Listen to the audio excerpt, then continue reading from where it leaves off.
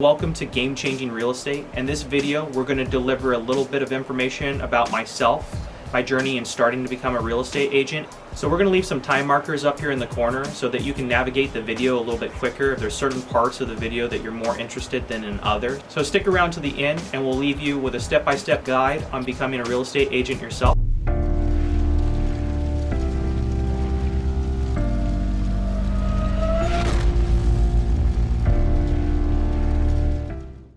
Hey, what's up everybody? Welcome back to Game Changing Real Estate. You might recognize me from Game Changing Focus, my other channel, which focuses on gaming and tech review. So if you'd like to check out more videos from that, I'll go ahead and leave a link in the description below, or you can click up around here if you want to check out that channel.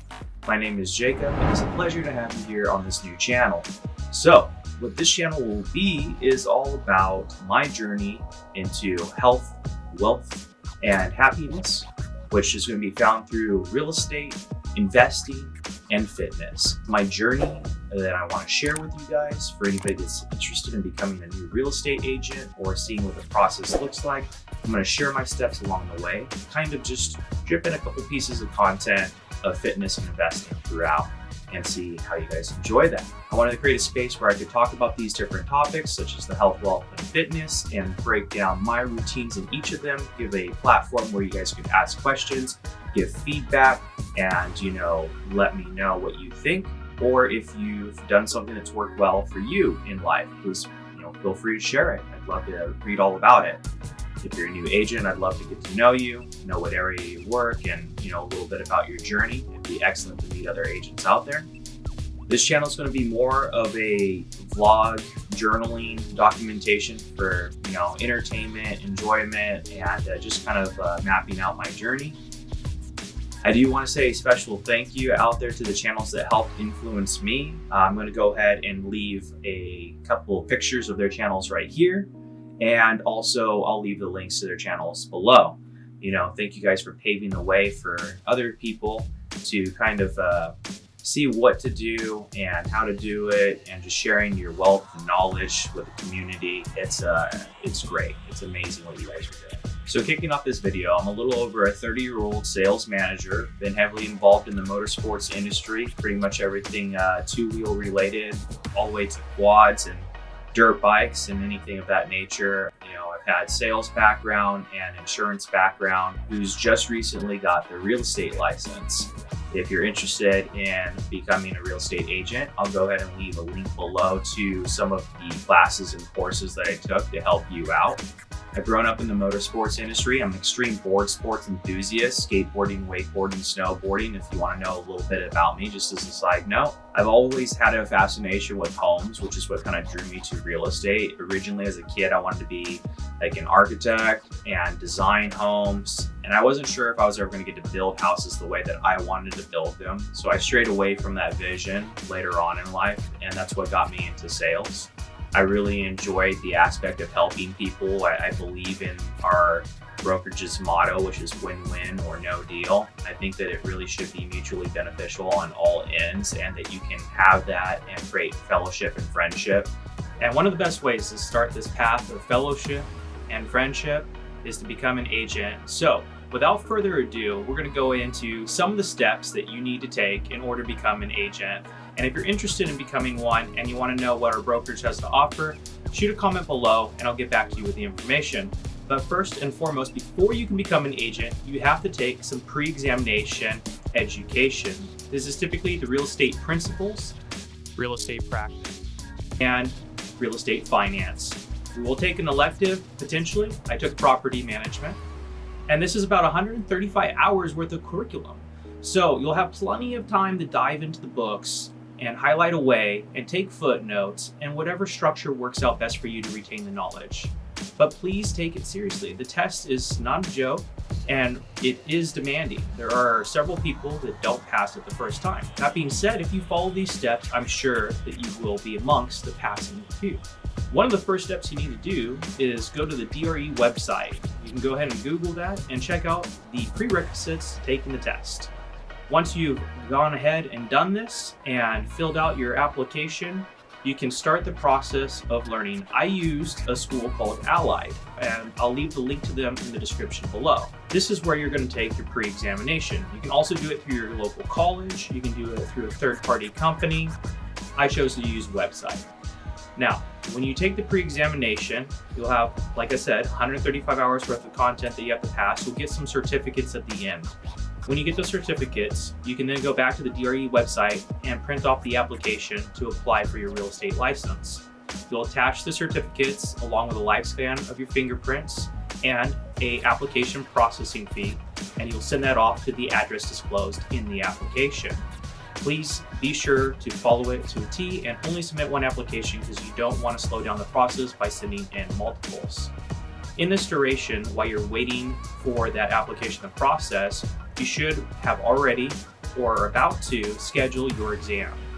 Once you have the exam date, you'll know when you need to start studying. Some people study all the way through this grace period, and some people do a little bit better studying right before the test. I typically study better if I review the material right before I take the test. So I used a third-party company for that, and that was called nightbeforetheexam.com. And I'm going to go ahead and leave a link for them below in the description as well. It was recommended to me from another agent, Balin. Thank you so much for that. It was a huge help.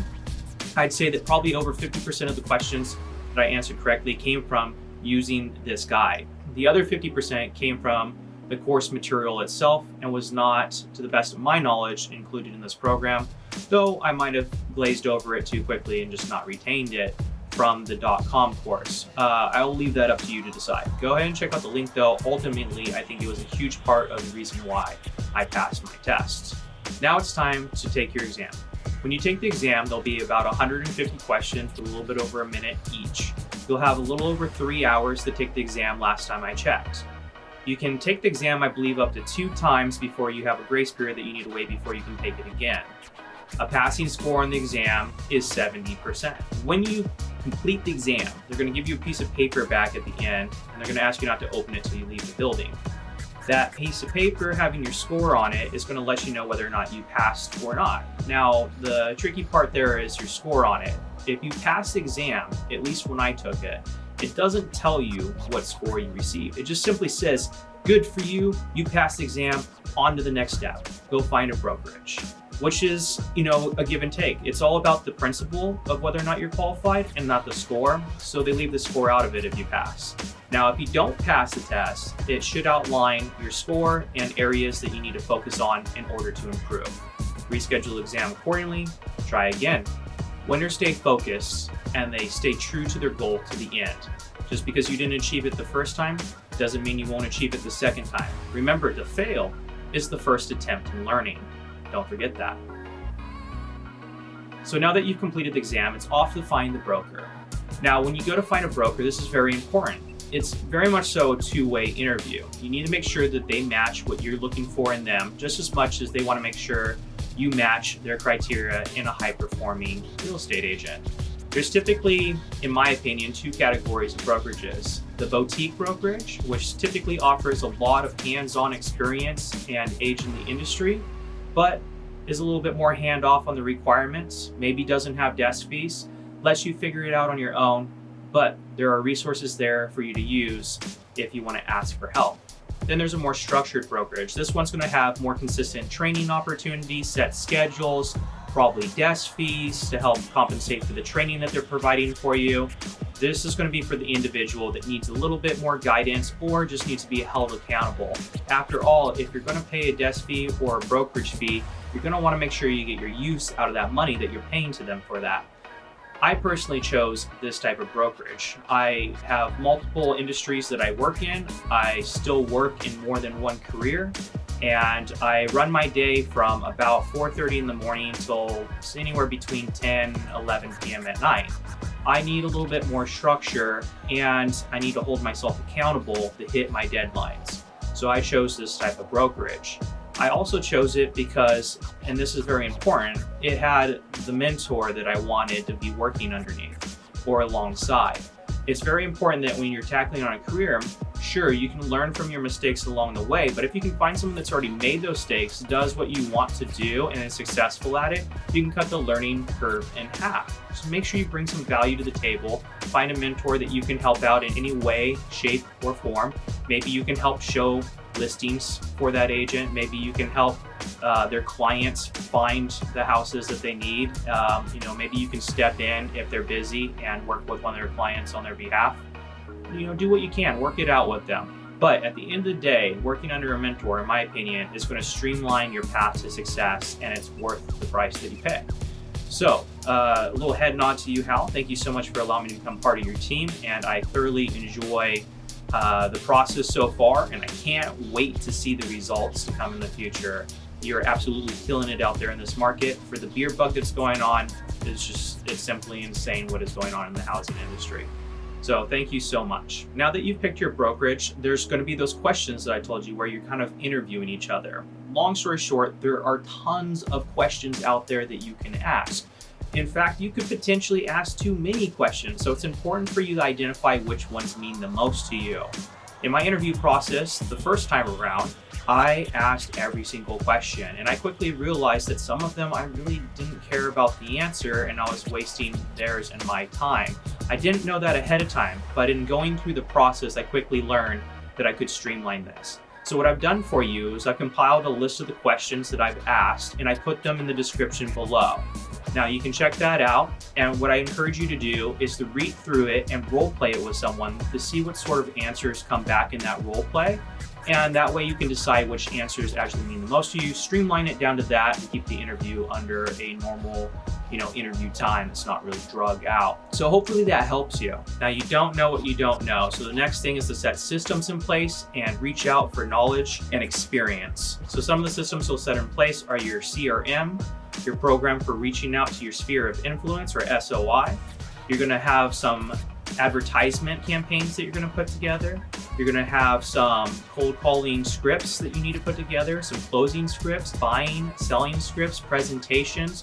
One of the big things you'll use right off the bat is the buying and selling presentation guides. Right now we're in the pandemic, so you need to take a look into certain types of rebuttals and questions that you would have never expected to hear before, like, is it safe to even showcase my home? But at the end of it all, the main thing is to deliver information, be proactive, be yourself, and always overperform. All right, the difference between the online websites that are trying to take over the real estate agent's career and path and automate everything is you. You are the difference. So put in maximum effort. Maximum effort. Even when it's a seller's market and the homes are selling off the shelves and there's not enough for supply for everybody to go around, and you don't have to put in the crazy amount of work and effort to sell a house, the difference is when you still do. When you don't have to, but you still put in 110% by doing the pre-market or coming soon setup, by doing the professional photography, the 3D home tours, live videos from your Instagram or Facebook feeds, the advertisements to the neighborhood. These are some of the steps that the agents and professionals out there will take in order to make a difference and set them apart from the rest. So have game-changing focus in everything that you do and aim to be the best. Now, this was a short and streamlined version of just some of the steps to become a real estate agent, but that should be more than enough to get you on the way if you're any sort of self-starter and motivated to do so. If you have any other questions, please leave them in the comments below. If you've made it this far in the video, please don't forget to hit that subscription button and leave that thumbs up blue. All right, thank you so much. You can check out the social links down in the channel below, and I hope to see you next time.